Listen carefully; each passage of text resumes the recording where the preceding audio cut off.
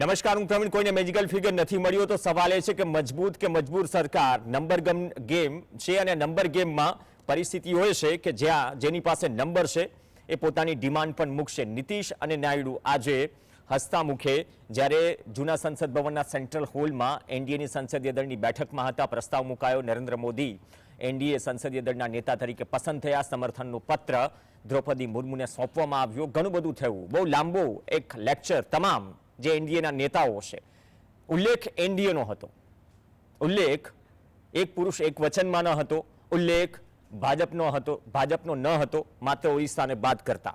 તો આ તમામ પરિસ્થિતિઓમાં એનડીએ 1999થી જે પરિસ્થિતિઓ હતી, 3 દશકા, તેનો પણ ઉલ્લેખ થયો ને 5 વર્ષ ફરીથી તમામના સમર્થન અને સરકાર સાથે સરકાર ચલાવશે એવું નરેન્દ્ર મોદીએ કહ્યું. પરંતુ શું આ સરકાર ચલાવી પડકારજનક છે? આ પરિસ્થિતિમાં ક્યારેય નરેન્દ્ર મોદી ભૂતકાળમાં આવ્યા નથી, કેન્દ્રમાં પણ અને રાજ્યમાં પણ. તો આ મજબૂત શબ્દનો જેટલી વખત આજે ઉપયોગ થયો, સામે મજબૂરી પણ છે શું? મુરલી મનોહર જોશી, લાલકૃષ્ણ અડવાણી આ તમામને મળ્યા પણ ખરા અને ફરી સરકાર રચાઈ જશે તો અર્થ શું નીકળે છે તમામ સમજૂતીઓનો? મંચ પર નીતિશ કુમાર ભાષણ આપે છે, પરંતુ પડદા પાછળ જે બાર્ગેનિંગ છે એ કઈ પ્રકારનું છે? શું સહમતિ પર આવશે અથવા આવી ચૂકી છે બીજેપી? આજ મુદ્દે ચર્ચા કરવા માટે આપણી સાથે બે ખાસ મહેમાન છે. મુંબઈથી આપણી સાથે જોડાશે ધનંજય કુમાર, વરિષ્ઠ પત્રકાર અને રાજકીય વિશ્લેષક, અને સાથે જ राजेश ठाकर अपनी साथ जोड़ाशे. राजेश भाई, आपનું પણ स्वागत है. धनंजय जी, आपका भी स्वागत है. धनंजय जी, आपसे शुरुआत करते हैं. मजबूत या मजबूर सरकार, ये क्वेश्चन मार्क है और क्वेश्चन मार्क थोड़ा सा हटा काफी कुछ मुद्दों पर. आज जो संसदीय दल की बैठक हुई एनडीए की और बाद में जो मार्गदर्शक मंडल में है उनसे भी मिले नरेंद्र मोदी, तो अब क्या सही में क्या चैलेंजेस है? क्योंकि मैं महाराष्ट्र से ही शुरुआत करता हूं. देवेंद्र फडणवीस की आज बॉडी लैंग्वेज शिवराज सिंह चौहान के साथ बैठे थे. योगी जी की बॉडी लैंग्वेज भी नोट करने वाली थी. लेकिन ये सरकार तो बन जाएगी, लेकिन कब? अब ये नागपुर या जो संघ और मोदी के बीच में या बीजेपी के बीच में जो कॉल वोट चल रहा है, क्या उसका असर अब वो दिखने लगेगा कि सही में संघ क्या है? सरकार जब रची जाएगी, ऑन पेपर मंत्रिमंडल ये सब कुछ हो जाएगा, तो क्या हम ये समझे कि सरकार के गठन के बाद सही में पता चलेगा कि कितना, मतलब कितनी ढील देनी पड़ी बीजेपी को या खुद नरेंद्र मोदी और अमित शाह को, जो आज से पहले कम ही हुआ है 10 साल में? देखिए, एक तो मजबूत सरकार या मजबूर सरकार, सरकार को तो मजबूत होना चाहिए. उसकी मजबूत सरकार होगी तो मजबूत फैसले लेगी और देश जो है तरक्की करेगा, दुनिया में देश का नाम होगा. लेकिन 10 साल में एक ऐसी सरकार, मजबूत सरकार हमने देखी जो दुनिया में तो कुछ किया नहीं, अपने गांव के, अपने घर के, अपने देश के लोगों को परेशान किया, विपक्ष को परेशान किया, नागरिकों को परेशान किया, हिंदू मुसलमान किया. ये ऐसी मजबूत सरकार हुई जो चीन के सामने जिसकी घिघी बन जाती है. ऐसी मजबूत सरकार हुई जिसने 5वीं अर्थव्यवस्था का तो नारा दिया, लेकिन वो कोई और भी व्यक्ति जो है महान बन गया, देश से बड़ा बन गया. आप जानते हैं, हमको बोलने की जरूरत नहीं है, लेकिन देश का आम आदमी जो है 80 करोड़ को ये 5 किलो राशन दे करके सोच रहे थे कि बड़ा महत्वपूर्ण काम किया हमने और देश को बड़ी ऊंचाई पे ले गए. अब ये हमको कोई बतलाए कि जिस देश की आधी से ज्यादा आबादी, लगभग 60% आबादी अगर 5 किलो राशन पे हो, वो देश कैसे दुनिया में मजबूत देश कहलाएगा? कोई बताए. हमारे घर के लोग जो है वो भूखे रहे और मैं बाहर जाके चिल्लाऊं कि बहुत मजबूत परिवार है मेरा, बहुत अच्छा परिवार का मुखिया हूं, कोई यकीन करेगा? किसी को लगेगा ये अच्छा आदमी है? नरेंद्र मोदी जी ने 10 साल में वही किया. वो हमारे गांव में कहावत है कि जो है घर में शेर बाहर गीदड़. तो ये जो है वही सरकार बनी. और तब ये अनुभव हुआ कि मजबूत सरकार नहीं, एक ऐसी सरकार चाहिए जिसमें आम आदमी मजबूत दिखाई पड़े, जिसमें भारत का लोकतंत्र मजबूत दिखाई पड़े. कोई एक आदमी इतना ताकतवर ना हो जाए कि सबको जो है पैरों के तले रौंद दे. पिछले नहीं 10 साल सर, यहाँ से मैं थोड़ा सा आपको रोकना चाहूंगा, क्योंकि आज मोदी जी ने जो बात कही कि नहीं सबको साथ लेके चलेंगे, एनडीए की जो बात की, एनडीए का फुल फॉर्म भी दिया और सब सब जो सोचते हैं एक साथ मिलके देश के लिए आगे बढ़े। और विपक्ष के बारे में भी जो कहा ना कि ऐसा नहीं है कि आप मतलब हमसे विरोध है इसलिए देश का विरोध कीजिए, इनडायरेक्टली विपक्ष को तो जारी दिया, भले ही नंबर है। आज कोई नहीं मानेगा कि राहुल गांधी दोगुनी सीटें लेके आए। ये बात अलग है कि 10 साल में वो इतनी सीटें लेके नहीं आए कि सरकार बना सके, लेकिन वो राइज हुआ है एज ए लीडर। ऑपोजिशन आपको मजबूत मिला है, तो क्या वो झलक भी आज के भाषण में दिखी, पीएम के भाषण में दिखी आज? मतलब एनडीए के प्रति हो, एक मजबूरी बन चुकी है ना, अब नंबर नहीं है। जी बिल्कुल सही कह रहे हैं आप। तो केवल जो है विपक्ष जो है, बल्कि मैं उल्टा कहूं कि विपक्ष मजबूत है और सत्ता पक्ष में जो नरेंद्र मोदी जी बैठे हैं वो कमजोर है। उन्होंने, आपने कहा सबका साथ लेकर के चलने वाली बात, उन्होंने तो नारा दिया था सबका साथ सबका विकास, लेकिन सबका साथ सबका विकास नहीं हुआ, विकास कुछ लोगों का हुआ। अब उनकी मजबूरी है कि सबके साथ वो चले, वो सबको साथ लेके वो नहीं चल रहे हैं, सब उनको साथ लेके चल रहा है कि आइए आप साथ चलिए और जरा दिखाइए अपना कर्तव्य।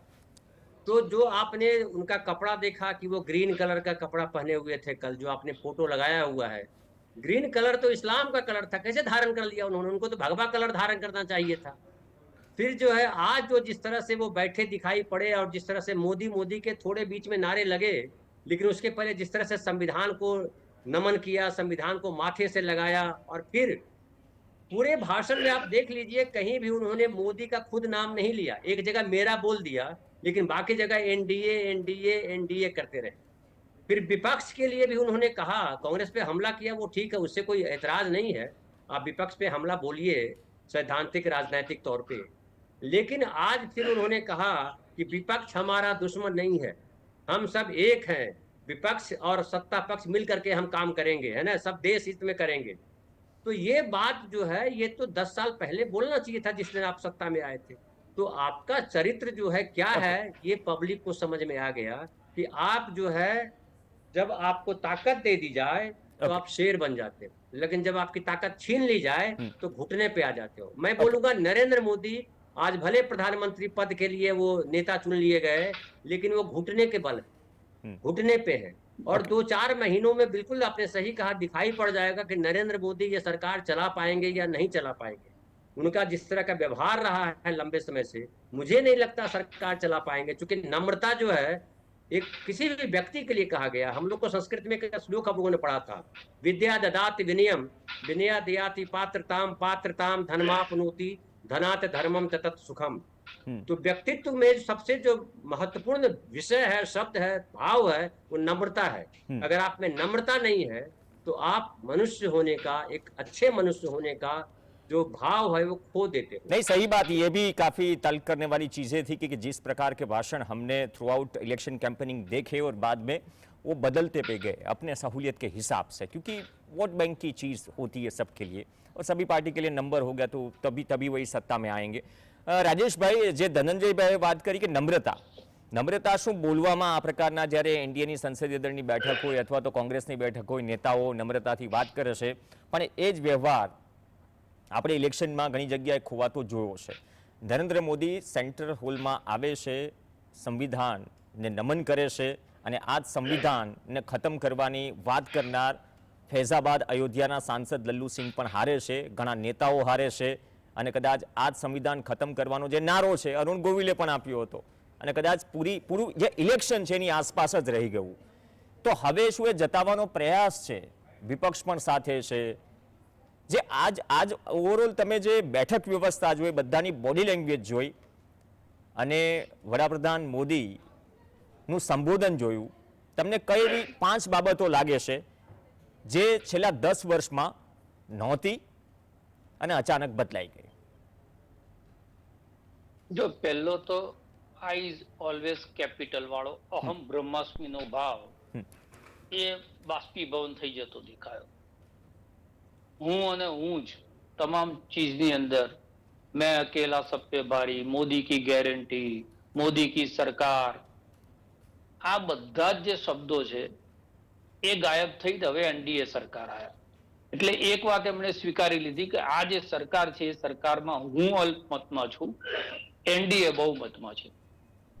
અને એટલે એમને એ ખબર પડી ગઈ કે જે ગાડી હવે મારે ચલાવવાની છે, પહેલા પાછળના 10 વર્ષમાં જે ગાડી હતી એમાં ને આ જે ગાડી છે એમાં ફરક એ છે કે હવે ક્લચ ઉપર કોઈક બીજાનું પગ હશે, બ્રેક ઉપર કોઈ બીજાનું પગ હશે, મારે ખાલી સ્ટીયરિંગ પકડવાનું છે.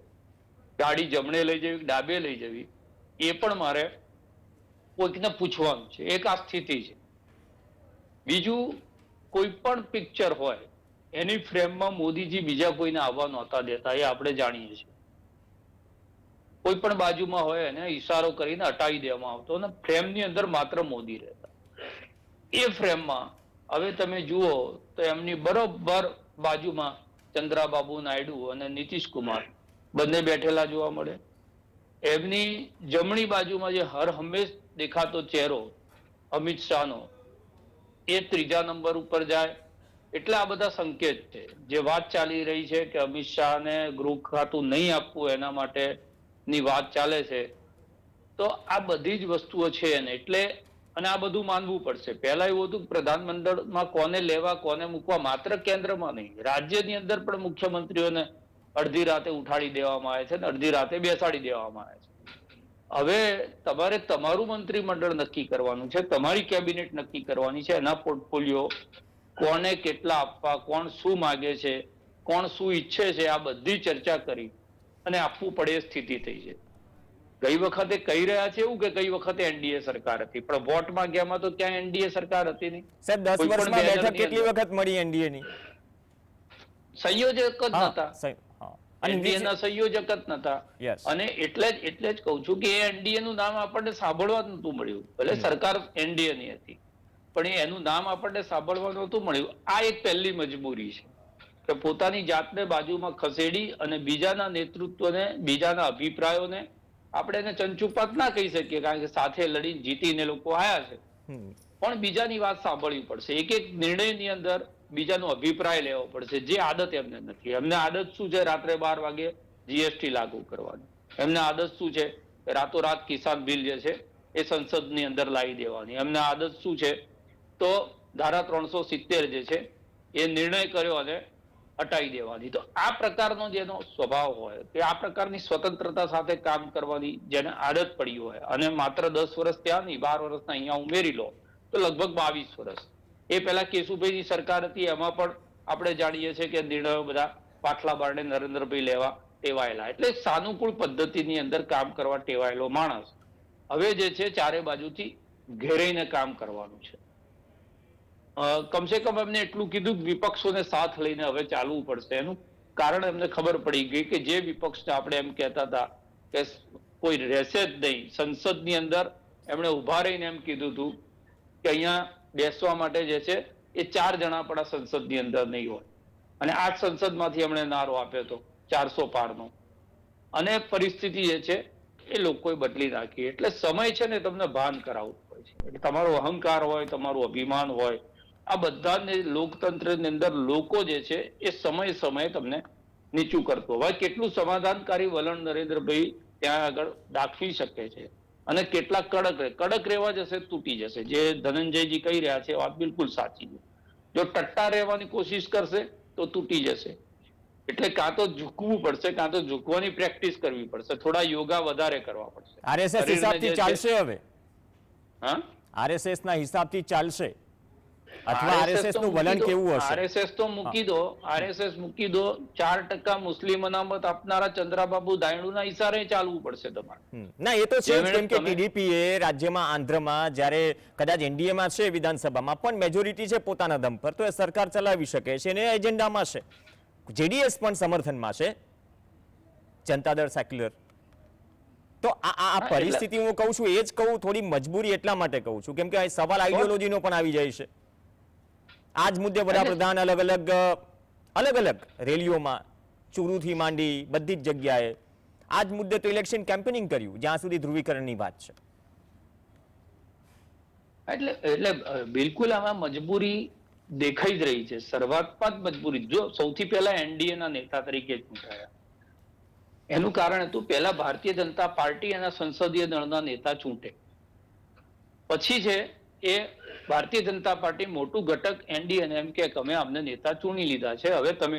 એના કરતા ઊંધું એટલા માટે કરવામાં આવ્યું કે ક્યાંકથી આરએસએસ માંથી એવો મેસેજ હતો કે ભાઈ તમે અહીંયા દળના નેતા ચૂંટાઈ જાઓ, પણ પહેલા નીતિશ કુમાર નાયડુની શું ઈચ્છા છે, તો તો પહેલા એમનું સમર્થન લઈને આવો. એટલે પહેલા એનડીએના નેતા તરીકે એમને ચૂંટવામાં આવ્યા અને પછી સંસદીય દળના નેતા તરીકે એમને અહીંયા આગળ ચૂંટવામાં આવ્યા. અને અત્યારે કોઈ પણ સરકાર જયારે ગઠન થતું હોય બહાર બધું સારું હોય. નીતિશ કુમાર આપણને ખબર જ્યાં સુધી છૂટા ના પડે ત્યાં સુધી તેજસ્વી માટે પણ એ વખાણ કરતા, તેજસ્વી એમના વખાણ કરતો હોય. તો આ તો રાજનીતિ છે. ચંદ્રબાબુ નાયડુ એક એવી વ્યક્તિ છે કે જે બહુ બોલતી નથી, જ્યારે કરવાનું હોય ત્યારે કરે છે. તેના સ્ટેટ માટે જેટલા લાભ લેવાના હશે, જેટલા પ્રોજેક્ટ લઈ જવાના હશે, જેટલું બજેટ લઈ જવાનું છે એ બધું લઈ જશે. અને પછી જયારે અમને લાગશે કે હવે જે છે અમારે રાષ્ટ્રીય રાજનીતિમાં કંઈક કરવું છે, કોઈક ત્રીજો મોરચો રચાઈ શકે છે આ મોરચામાં. કારણ કે ઇન્ડિયા ગઠબંધનનું સૌથી પહેલું સપનું ચંદ્રબાબુ નાયડુને આવ્યું કે ભાઈ એક વિપક્ષી મોરચો બને. એ પછી નીતિશ કુમારને, જે લોકો 4 મહિના પહેલા વિરોધ પક્ષની બ્રીફકેસ લઈને ફરતા હતા, આજે એ લોકો નરેન્દ્રભાઈની સાથે છે. એટલે નરેન્દ્રભાઈ એમના ઉપર કેટલો ભરોસો કરી શકીએ જાણીએ. બીજું, નરેન્દ્રભાઈએ એમના સાથીદારો સાથે જે કર્યું છે એના કારણે નીતિશ અને નાયડુ એ એમના ઉપર કેટલો ભરોસો કરશે એ પણ એક પ્રશ્ન છે. એટલે પહેલા તો અવિશ્વસનીયતાનો એ પ્રશ્ન છે બધા પાર્ટનર્સની વચ્ચે. એની સાથે સાથે આઈડિયોલોજીકલ બાબત યુસીસી ભૂલી જ જવું પડે તમારે. હું એ મુદ્દા પર જ આવું છું રાજેશભાઈ. વાત આવી છે રાજેશભાઈ, એવા બે મુદ્દા પર જ આવું છું. તમે સાચી વાત કહી, કેમ કે સસરાના પીઠમાં ખંજર ભોંકવાની વાતથી માંડીને હવે ભાષણો વાયરલ થઈ રહ્યા છે અને આંધ્રપ્રદેશની જનતાએ બખૂબી જોયા છે. અથવા તો અમિત શાહનું નીતિશ કુમાર અને નાયડુ વિશે જે દરવાજા બંધ કરવાની વાત હતી એ પણ વાयरल થઈ રહ્યા છે. लेकिन धनंजय जी, सबसे बड़ा सवाल ये, क्विक कमेंट ये चाहूंगा कि अगर मंत्रिमंडल में अभी मतलब क्या सब डील हो चुकी होगी या फिर पत्ते आगे जाके खुलेंगे, या फिर नीतीश कुमार और चंद्रबाबू नायडू ने, जैसे राजेश जी ने कहा कि वो मान लिया कि अब देखते हैं थोड़े दिन बाद में, हमारे पास तो नंबर है, तो क्या सही में जो मंत्रालय की बात है या जो डिमांड है उसमें से 50 या 60% मान ली गई होगी अभी के वक्त में, या फिर आगे जाके वो थोड़ा टकराव देखने को मिल सकता है? देखिए, टकराव की जो संभावना है या आशंका है, जो समझना चाहे दर्शक समझे, आशंका माने या संभावना माने, वो तो रहेगा ही. लेकिन बात है कि दोनों, मैं इसको ऐसे देखता हूं कि नीतीश कुमार लंबे समय से बिहार के मुख्यमंत्री हैं और बहुत साल प्रधानमंत्री रहे. नरेंद्र मोदी उस समय भी मुख्यमंत्री रहे वो, और प्रधानमंत्री जो बोलते रहे नरेंद्र मोदी जो बोलते रहे, नीतीश कुमार जब साथ रहे तो खिलाफ कुछ नहीं बोला उन्होंने. हाँ, बिहार में कुछ नहीं होने दिया, बिहार में मुसलमानों के खिलाफ कुछ होने नहीं दिया, बिहार में कोई दंगा फसाद नहीं होने दिया उस तरीके से, वो बात अपनी जगह सही है. लेकिन राष्ट्रीय स्तर पर नीतीश कुमार ने कभी नरेंद्र मोदी को टोका नहीं. इसकी वजह यह भी हो सकती है कि उस समय नीतीश कुमार की जरूरत नहीं थी नरेंद्र मोदी जी को, और चूंकि बहुमत में थे. लेकिन एक बार नीतीश कुमार ने बताया था, वो 2 मंत्रिमंडल चाह रहे थे, 2 मंत्री चाह रहे थे मंत्रिमंडल में, एक ही मंत्री की बात कही थी और नीतीश कुमार उठ के चले आए थे. नीतीश कुमार ने स्वीकार नहीं किया था, कोई मंत्री पद नहीं लिया था. तो इस बार जो है मंत्री पद देना उनकी तो मजबूरी है नरेंद्र मोदी जी की. लेकिन इस बार मुझे लगता है नीतीश कुमार भी थोड़ा अलग रूप में उनको दिखेंगे. पुराने नीतीश कुमार उनके सामने नहीं रहेंगे. चंद्रबाबू नायडू के साथ भी वही बात है. चंद्रबाबू नायडू जो है इस बार बहुत भारी बहुमत से अपने प्रदेश में जीत करके आए हैं और मुख्यमंत्री हैं, बड़े ताकतवर हैं, और उनके 16 सांसद हैं. सर, अगले साल बिहार में इलेक्शन भी है. नहीं, अभी इलेक्शन तो है बिहार में. हाँ, तो उसके हिसाब से भी जहां तक नीतीश कुमार की हम बात की जाए, क्योंकि अभी सुशील मोदी रहे नहीं, जो एक जोड़ी रहती थी मतलब बीजेपी और जेडीयू गठबंधन के बीच में, तो अब वहां पे भी समीकरण बदल चुके हैं. तो क्या इसको लेकर भी मतलब समझ चुके हैं, जिस तरह से उसके नंबर्स घटे, तो काफी देखने वाली बात होगी आने वाले वक्त में.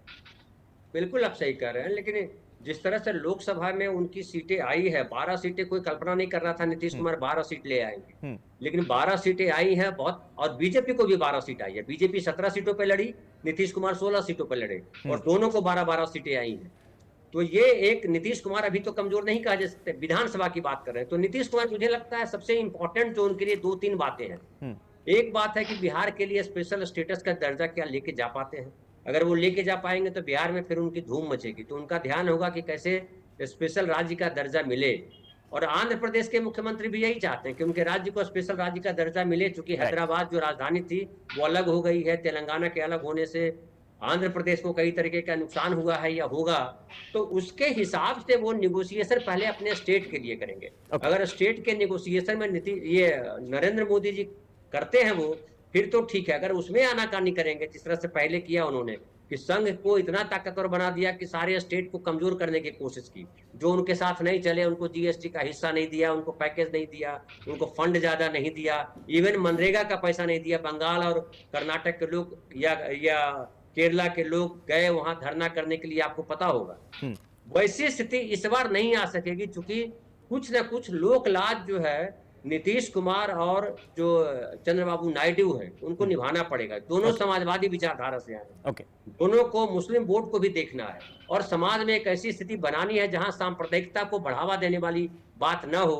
और मुझे लगता है नरेंद्र मोदी भी इसका ख्याल रखेंगे। तो टकराव किसी भी समय हो सकता है। बहुत सही बात बोली। 2 मिनिट के आसपास समय है। રાજેશભાઈ, જે ધનંજયજીએ કહ્યું કે ધ્રુવીકરણવાળા અથવા તો હિન્દુ મુસ્લિમવાળા નિવેદનો સમાજમાં શાંતિ બનાવી રાખવી, કદાચ એ નાયડુ કે નીતિશ કુમાર બંને નહીં ચાહે કે આ પ્રકારની થાય. ચૂંટણીઓ ગમે ત્યાં હોય, રાષ્ટ્રીય મુદ્દા સવાયેલા હોય છે ને હિન્દુ મુસ્લિમ ખુલ્લેઆમ થાય છે, એમાં કંઈ જોતો લગાડવાની જરૂર નથી. બિહારમાં પણ ઇલેક્શન છે, મહારાષ્ટ્રમાં પણ ઇલેક્શન આવી રહ્યું છે, પહેલાં તો મહારાષ્ટ્રમાં આવી જશે. તો હવે એ લોકલ મુદ્દાઓ સાથે શું આ બધી જ વસ્તુઓ બંધાઈ જશે? અને એ જ મોટો કોન્ફ્લિક્ટ છે ઉત્તર અને દક્ષિણ ધ્રુવની જ્યારે વાત કરીએ છીએ વિચારધારાની. એટલે અમને કોમન મિનિમમ પ્રોગ્રામ હેઠળ ભારતીય જનતા પાર્ટી એમના યુસીસી સીએ અને આ બધા જે મુદ્દા છે એ બાજુમાં મૂકવા જ પડશે. એ જેમ વાજપેયીની ગવર્મેન્ટ વખત રામ મંદિરનો મુદ્દો સાઈડમાં મૂકી દીધો હતો, એમને ભૂલાઈ દીધો હતો. એમણે એમ કીધું કે આ કોમન મિનિમમ પ્રોગ્રામ છે, એનડીએ નો એજન્ડા નથી, અમારી પૂર્ણ બહુમત વાળી સરકાર આવશે ત્યારે અમે જોઈશું એમ. એટલે એ જ પ્રમાણે અત્યારે એમ કહેશે કે ભાઈ પૂર્ણ બહુમત છે નહીં તો પૂર્ણ બહુમત આપો તો આ વસ્તુ થશે. એટલે એ સમાધાન થશે. પણ પોર્ટફોલિયોની વહેંચણીની અંદર કયો પોર્ટફોલિયો કોને મળે છે એના ઉપર બહુ જ મોટી વાત થાય. દાખલા તરીકે રેલવે મંત્રી તરીકે આ લોકો લઈ ગયા નીતિશ કુમાર વાળા, તો વંદે ભારતની દુનિયાના કોઈ પણ ખૂણેથી ચાલતી ટ્રેનને પહેલા ઝંડી બતાવવા નરેન્દ્રભાઈ પહોંચી જતા હતા, રેલવે મંત્રી કોઈ પણ હોય. નીતિશે નહીં કરવા દે, સમજ્યા? એટલે આજે બધી પરિસ્થિતિઓ હવે ઉભી થવાની છે. જે સેલ્ફ પ્રોજેક્શન હતું કે વિદેશ મંત્રી કોઈ પણ હોય ફરતા હતા કામ લઈને નરેન્દ્રભાઈ, તો હવે જે વિદેશ મંત્રી હશે કહેશે કે સાહેબ બેસો, ઉંમરથી થાક્યા છો તમે, હવે હું જઈશ. એ જ રીતે ડિફેન્સ મિનિસ્ટ્રી છે, એમાં કદાચ તમે ઉપરનું ખાતું ના આપો પણ એમઓએસ માં નીચે પણ કોઈ એક સીટ લઈ લીધી કે ગૃહ મંત્રાલયની અંદર નાયબ ગૃહમંત્રીની સીટ કોઈકે લઈ લીધી, તો તમામ ખાતાઓની આ લોકો ખાસ કરીને એવું ઈચ્છે છે કે ફાઇનાન્સ એટલે કે ઇન્કમ ટેક્સ અને ઈડી ને બધું આવે, ગૃહ મંત્રાલય એટલે પોલીસ, સીબીઆઈ આ બધું આવે. આ દરેકની અંદર એક એક વ્યક્તિ હોય, ઉપર હોય કે નીચે હોય. હા, ઉપર હોય કે નીચે હોય. એટલે જેના માધ્યમથી આ લોકો બધું નિયંત્રણ કરતા હતા. અને એમાં ખાસ એવું ઈચ્છી રહ્યા છે કે જે આ બધું કરતા હતા એ તો ના જ જોઈએ પાછા.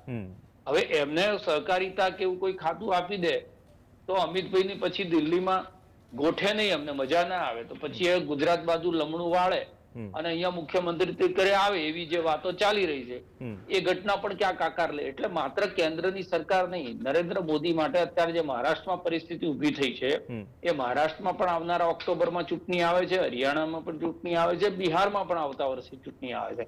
અને આ બધી ચૂંટણીમાં જો આવો જ ધબડકો થયો તો એમના નેતૃત્વ ઉપર બીજા પ્રશ્નાર્થ ઉભા થશે.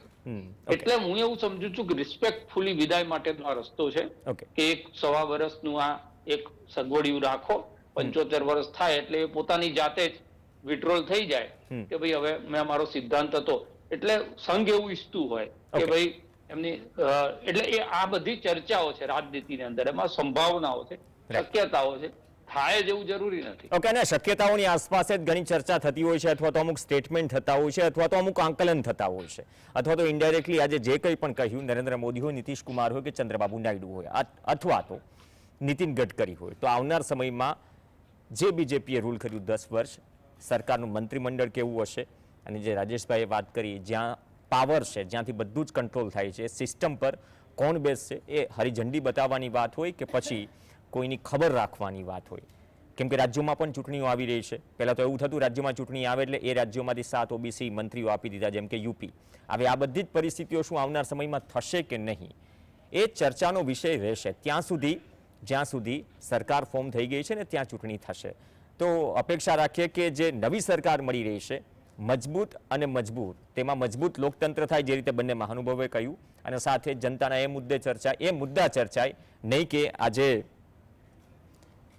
ભાજપના રત્નાકરજી, જે સંગઠન મહામંત્રીએ જે ટ્વીટ કર્યું છે અને પછી ડિલીટ કર્યું અને એક વિવાદ ઊભો કર્યો છે, જે રીતે મુજરા જેવા શબ્દોનો ઉપયોગ થયો કેમ્પેનિંગમાં, કદાચ જનતાની અપેક્ષા એ નહીં હોય કે આટલા ગજાના નેતા તરફથી આ પ્રકારના શબ્દોનો ઉપયોગ થાય. ધન્યવાદ राजेश भाई. धनंजय जी आपका भी धन्यवाद वक्त निकालने के लिए, जुड़ने के लिए. तो आ साथ चर्चा में हाल बस आटलू ज.